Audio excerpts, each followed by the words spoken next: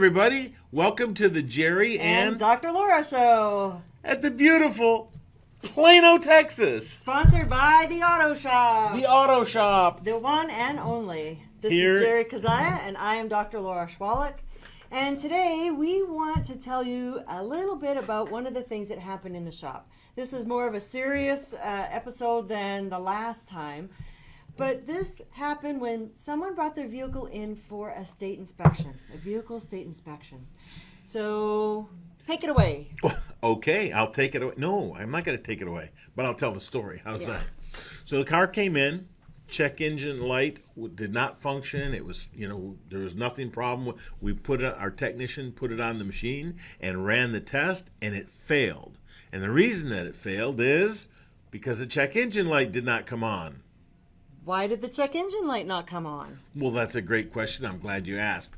So we ended up starting our diagnostics, finding out what's going on with the vehicle, right? Because when you turn the ignition to the on position, not start, but just turn it on so the lights on the dash come up, the light that says check engine or the engine malfunction indicator lamp should illuminate on your dash. This car, it did not light up. So we had to go in and trace why it didn't come on. So why didn't it come on, Jerry? That's a great question. I'm really glad that you asked that.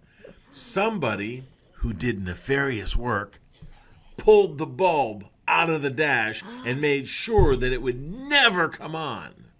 Why would someone do that? Again, another great question. So here at the Auto Shop, we like to make sure that when we work on a car, it gets repaired properly, completely, the very first time. And what ended up happening with this job is someone replaced the catalytic converter a year prior. Not at this shop. Not at this shop. And then they came back and brought into our shop, and guess what? The check engine light, once we put the bulb in, illuminated and said we have a problem with the vehicle. There's a catalytic converter issue. And the customer said, of course, I just had it replaced a year ago. How can it be bad? Why would I have a catalytic converter problem? I just had it done. Right? Great questions. Yeah. So we, doing what we normally do, this is the catalytic converter that we pulled off of the vehicle.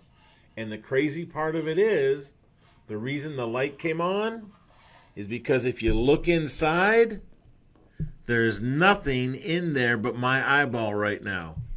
The catalytic converter was empty. What's supposed to be in there? Well, it's supposed to have a catalyst. On this particular unit, it has a honeycomb of a special treated product that has platinum on it, and someone put on an empty tube to try and bypass the emissions on their vehicle. They cheated the guy or gal. And so we don't want to tell who that was. We have a HIPAA oath. We keep all your secrets secret. So did the guy go back and get his money back from them? Well, he went back and they told him, sorry, dude, it's been over a year. You're out of luck here. We can't help you at all. And so he came back brought us back the converter so we could tell stories about it and make sure other people don't run into the same kind of problem that they had. Wow. And actually right now, a lot of catalytic converters are being stolen from the inside of vehicles, from underneath of the vehicles. So you got to be careful where you park it. If you can park your vehicle inside your garage at night, that's even better. It's amazing. Wait a minute. Park your car inside the garage? Yes. You're supposed to be able to do that? Yes.